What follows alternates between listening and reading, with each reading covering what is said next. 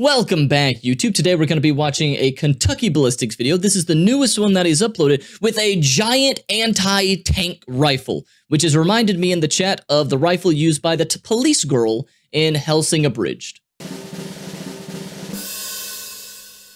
Love guns. They do. And all of my audience are women, right? So they're going to love this, I assume. But without further ado, let's get into it.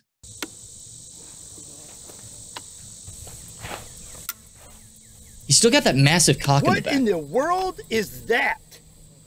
Oh, this is my 20mm anti-tank rifle. Looks pretty old. Oh yeah, it's pretty old. It was made around World War II. Yeah, seems like a great idea. How about your ammo? I'm sure you've got some fresh ammo for it, right? No, actually, I have some original ammo, and this is about 100 years old. You know, you're not the sounds dangerous. Crayon in the shed, are you? Your 15-inch neck scar isn't tingling or anything. You're not having like second thoughts. No. Braver than I am. Is he going to be shooting this? Is he going to actually be shooting it, or is he going to use like a contraption to shoot it for him? Because he is a braver man than I would be, especially after what he's already gone through, to shoot ammo that is over 100 years old or around 100 years old. I don't really see a problem at all.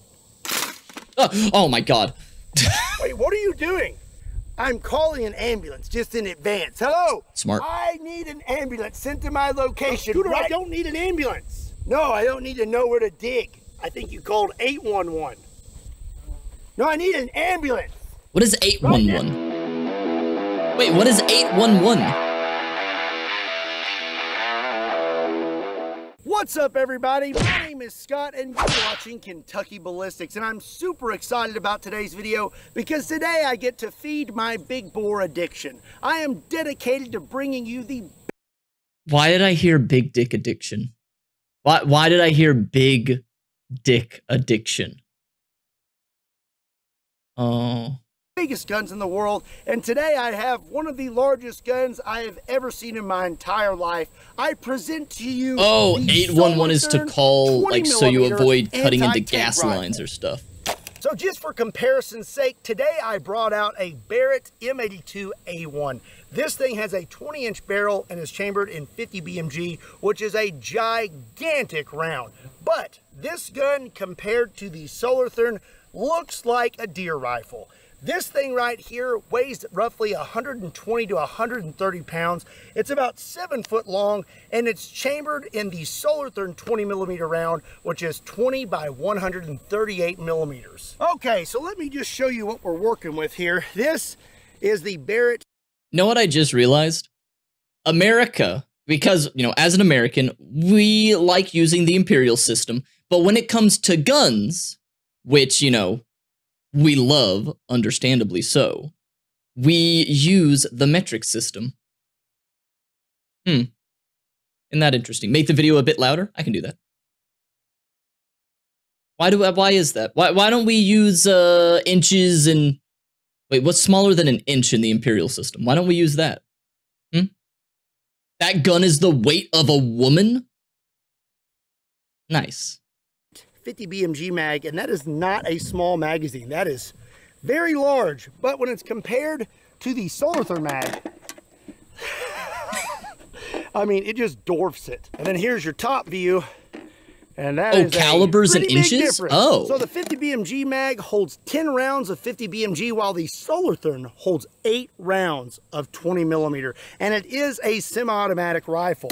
Now the 50 BMG has 660 grain rounds, while the 20 by 138 millimeter is packing a 2,330 grain round. So now let me show you the 20 by 138 millimeter 20mm round compared to some rounds you may be familiar with. So, oh my God, compared to a 22. What the heck? It's tall. It's almost twice my height right now, or twice my height on screen. Oh my goodness! Look at that. Hopefully, I'm not covering up too much. But my God, and that penetrates a tank. That little teeny one's the normal bullet you use in like revolvers and stuff. Oh my God, that's the ones that like go through a human normally. This would absolutely destroy a human being. Oh no. My God. Oh wait, hang on. Hang on, he's blocking something. I mean, I'm blocking something. Look at that. Look at where Thanos is. He's dancing next to the small little caliber he's pointing at. Oh my goodness, that's tiny. Oh my god. Long rifle, 50 BMG, 700 Nitro Express. That's one of the largest safari cartridges in the world. 338 Lapua Magnum, 30-06, 223, and 9mm. And for those of you who are not around firearms that much, here is the 20mm compared to a Kimball soup can, and here it is compared to a 12-ounce soda. And yes, it's really soda, looks. not pop, not cola. Correct. Soda. Yep. I have been in various parts of the United States of America, and I have never heard anyone call it a cola or a pop. I guess I haven't gone far enough north to hear it, but also I've lived in the South my whole life, and I barely hear people call every soda Coke. Usually they actually say Coke, although that's probably because I was raised in a family that was a Pepsi family. I don't know why, but for some reason, being in Georgia, we drank Pepsi. When you think it would be Coke, when that is like the biggest thing that the South drinks, you know? So, yeah, only Coke makes sense to call cola. I'll agree with that. Coca-Cola, if you call Coke cola, I will accept it. But you're on a thin line. You're on a thin line. And if you also love Mellow Yellow as much as I do, hit that subscribe button. And if you don't like Mellow Yellow, well, also hit that subscribe button anyways, because we got some good stuff here. All right, it's finally time to shoot this thing, and I would be lying to you if I said I wasn't just a little bit nervous, you know, due to past events. But I am also very excited. So I'm going to tell you a little bit more about this firearm while we load it. So, this thing has a very, very stout spring for the recoil system. So stout that you cannot pull it back. So this thing has a literal bike chain inside it and a crank. Oh. So your crank is right here, pulls out, and then you literally just start cranking it. It'll do 1, 2, 3. Oh my god. And now it is all the way back, but before you shoot it, you have to return this back to the starting position. So now you'll go backwards, 3 cranks. Okay. And then you're ready to go. Here's a closer look for you. That's cool. That is what pulls the bolt back. A literal bike chain. You may be thinking this thing is gonna have a tremendous amount of recoil, but sadly, I don't think it's going to. Because of its weight, its muzzle brake, and it has a reciprocating barrel, it actually tames the recoil quite a bit. So that kind of makes me sad, but I still think it's going to be a blast. You have 2 options for your sights. You have iron sights, which that just flips up. And then you have a scope here on the side, and this one is actually still crystal clear. So I'm going to put the mag in now, but we're going to have a little bit of a surprise when I do.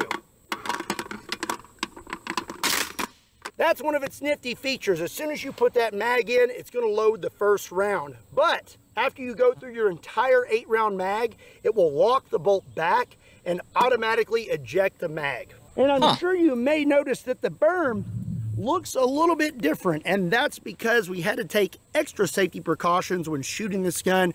When it comes to rounds this big, you do not want to shoot at anything angled, even dirt. You need a flat surface. So, came out here with my tractor and gave my berm a facelift. Normally I would just lay on the ground, but I am oh so sweaty, and I do not want to pick up a bunch of dirt and grass. So I'm gonna lay on a piece of cardboard today. Oh, yeah. Get situated here. Okay. All right, what do you think it's going to do? Okay, what kind of explosion do you think we're going to see? Or like how big of dust is going to happen by going into the air? I'm expecting there to be a pretty big cloud. I don't think it's just going to go in and that be it. I think that there's going to be a good dust cloud. I think it's going to obfuscate the entirety of that like rectangle right there. That's what I'm guessing. I remember this guy's sniper rifle blowing up in his face. Yeah. And after that's happened, he's now doing a video where he's shooting like a 100-year-old gun with 100-year-old ammo. So hopefully he is fine. But let's find. Oh, wait. Okay, hang on. Go back. I paused at a terrible moment. Okay, let's ride the lightning. Holy cow! That's it. And that is very little recoil. Was that a feather? That is a feather. I don't even know where it went. Gosh. I don't even know where it went. Dude. Okay, it ejected the mag. Did I expect it to sound like a cannon? Yes. Awesome. I am thinking of Helsing Abridged, not Helsing, but Helsing Ultimate, where the police girl has a giant cannon and everything explodes. I expect everything to be like an anime, okay? Is that so wrong? Is it so wrong for me to want everything to be like an anime? I thought anime was realistic, and I'm learning that it's not. I'm very disappointed. I'm very disappointed that life is not an anime where everything explodes, boobs act like they're made of fabric that just flows in the wind, apparently, and if you get a fist shoved into your chest, you have at least long enough to live to say an entire monologue. You know, that type of thing. I totally just fell in love. Something I failed to mention about the Solothurn, you'll notice here this trigger is absolutely huge. It's actually a 2-finger trigger. It takes 2 fingers. 2, and it is very stout and takes a very long time to pull it back. So that means you better have... That's exactly how you can describe some women. They're stout. Some women are stout, and some of them can take 2 fingers. Have some flinch control because you have to keep those sights lined up for quite a while. All right. Ignore this hole. That may have been when we were making sure the gun was safe. Just take a look at this hole. Spray painted a big circle here. Okay. I was aiming about here.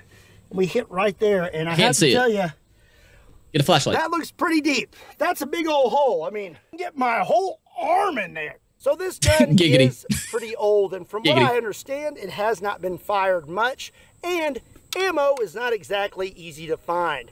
So I want to know if these rounds are good enough to actually get this thing to cycle. So I have 3 rounds. And we're going to take another whack at it. Just going to watch my fingers. You definitely don't want them anywhere near that bolt when it closes. Oh my god. Jeez. Ah! Oh! I think I see the hole. Oh my god. Oh no! Avalanche! Or landslide, I guess.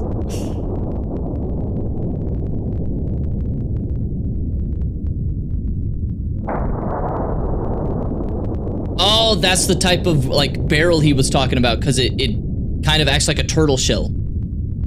Or it goes backward. Oh, that's cool.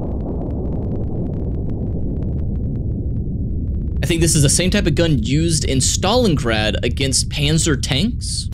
I mean, if it was, it would absolutely destroy those Panzers, I think. Or at least penetrate.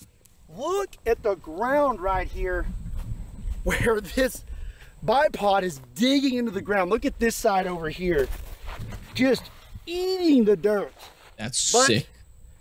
Sadly, she not be kicking. Okay, I think I have established. Okay, pause. How do you, because now I'm thinking of like this in battle, how do you beat this type of weaponry? How, I'm trying to think of how fast the tanks were back then. Could it be like it's, you know, it can penetrate, but aiming it is obviously going to be difficult, and moving it is going to be difficult. So if a tank is fast enough and you have infantry to be able to hone in on where the shots are maybe coming from fast enough, that's how you get around it. Because I'm just trying to think like, oh, blowing them up first, but how do you make sure that you did blow them all up first? Like, okay, going for an airstrike. Hopefully we got them all, and hopefully no new ones came in. This is why I would be a terrible war commander in real life. In video games, I think I'd be okay. But in real life, I would overlook one little teeny thing and we'd absolutely all die. I would just think, oh, let's do the pincer maneuver. That always works in the movies, so let's just do a pincer maneuver. And then we get destroyed by anti-tank rifles. So, yep. There's usually a 3-man team operating that gun. Okay, so if you have a good scouting party, maybe you can identify them a little bit faster. Established that the gun will function 100%. I am tired of tanks should always have infantry support for this reason. Absolutely, that I do understand. What kind of energy transfer we get out of this 20mm. Yep. Pretty much, it's always a bad idea to rely on one thing in war. Like since planes were invented, so many people have wanted an entire war to be able to be won by air superiority alone. It never works. It just doesn't work. You can't win with only planes. You can't win with only tanks. You can't win with only troops. You have to have a nice diversification of weaponry and attack strategies. And then especially with today, with the way that drones are being advanced, and we have different ordnance to counteract other ordinances, it's fucking complicated, man. It is complicated. Ugh. I don't envy any war strategists. The mag is already just out because I only loaded one round. Okay, let me get lined up here. I'm going to use the scope this time. Kind of hard to get up on it. Oh, it's dead.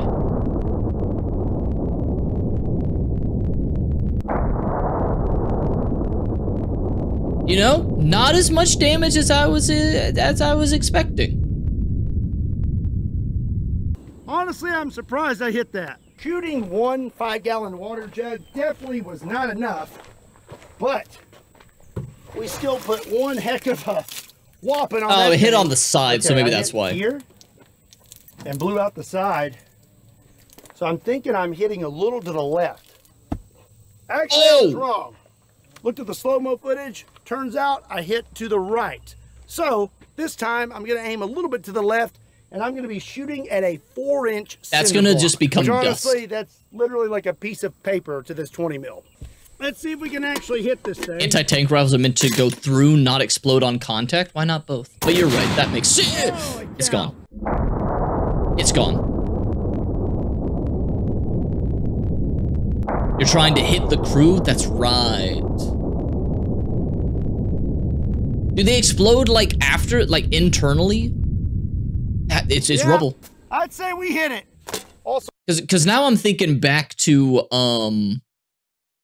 what's it called? Like World of Tanks, World of Tanks or whatever it's called. And like whenever you shoot inside of it, it like goes through the tank and then it just like a scatter. Is that like the bullet breaking apart or something? Something like that? I was thinking about that. Now I'm wondering, or is it that you're trying to hit the gas tank? Oh, you're trying to hit the gas tank or the ammo and stuff like that. Some explode after penetration? Okay, just not these rounds, I guess.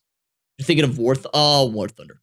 Okay, so also if you hit like the fuselage or the ammo, then you would cause an explosion taking it out. That's true. Okay.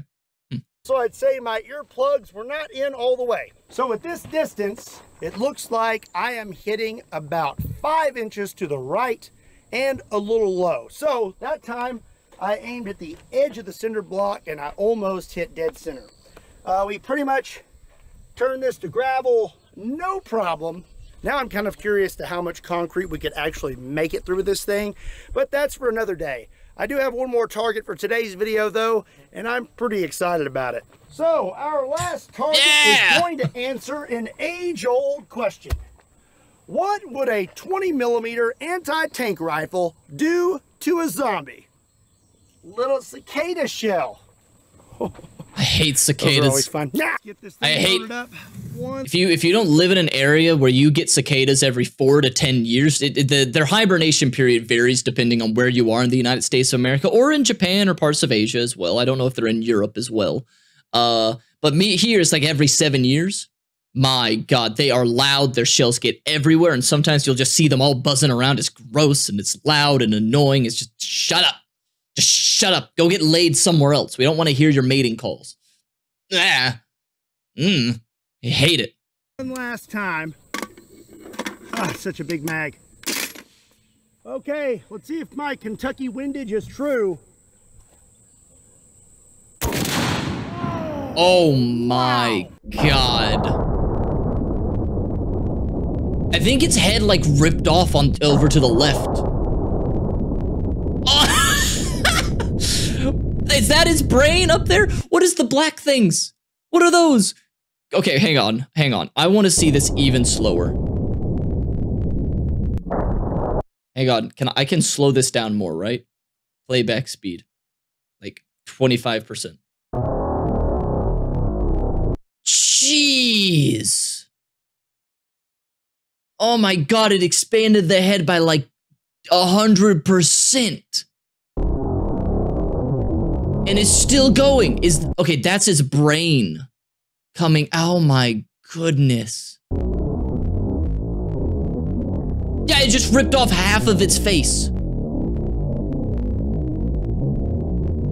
Hello, Senpai. Can I get a shout out for Senpai? What the heck?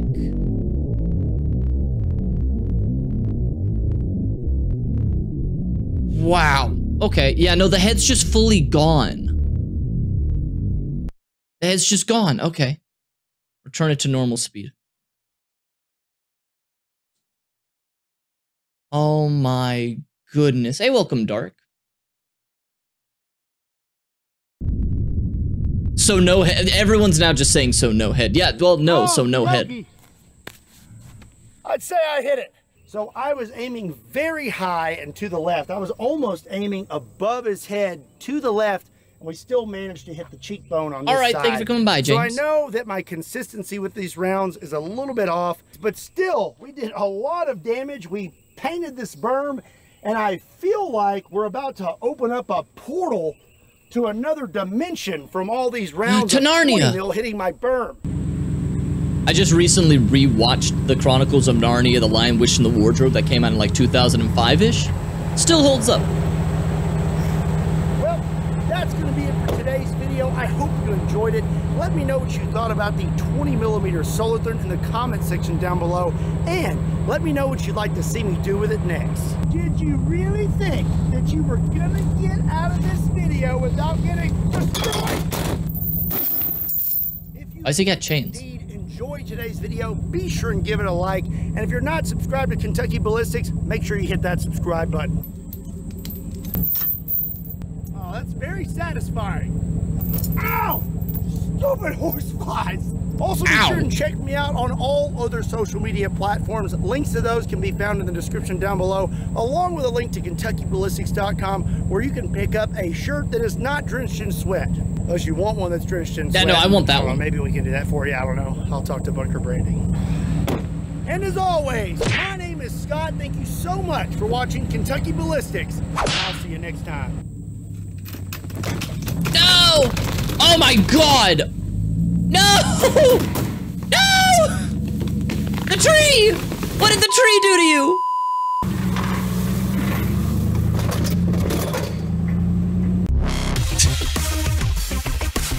That tree did nothing wrong! That tree did absolutely nothing wrong. That poor tree. Look, I get the anger at the tables, but why you gotta go after Mother Nature like that? Why you got to go for Mother Nature, buddy?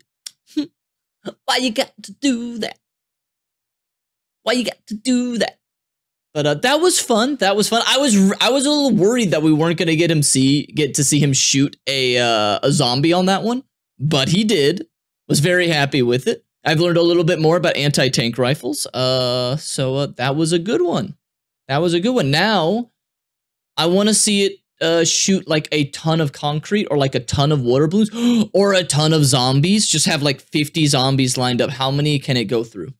Because we didn't get a good idea of how much it was decelerating because it was shot into, you know, literally just the earth. So I'm wondering. But maybe that'll be a future video. But until then, I hope you all enjoyed watching this with me. The people of the future watching in YouTube.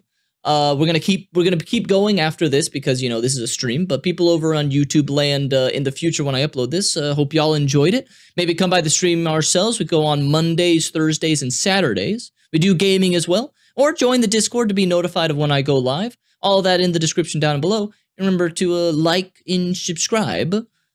And until next time, I hope you all have a wonderful rest of the day.